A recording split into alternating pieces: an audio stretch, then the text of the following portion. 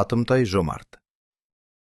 Атымтай жомарт өзі есепсіз бай бола тұрып, күн сайын бір мезгіл үстіне ескі құсқы киім киіп, отын кесіп, шөп тасып жұмыс қылады. Бір күні өзінің жақын таныстары сұрат дейді. Жомарт, Құдай берген дәулетіңіз бар, ашқа тамақ, жалаңашқа киім, үйсіздерге үй болдыңыз.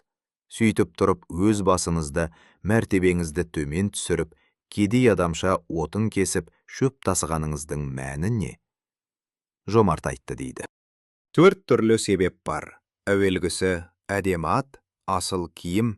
Асқан дәулетті үнемі әдет етсем, көңілге желік кіргізеді.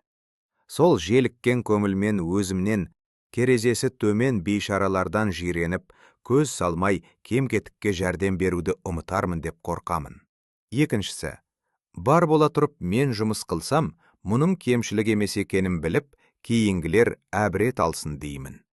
Үшіншісі, күн сайын өз бейнетіммен тапқан 1-2 пұлға нан сатып алып жесем, войма сол тамақ болып тарайды. Еңбекпен табылған дәмнің тәттілігі, сіңімділігі болады екен.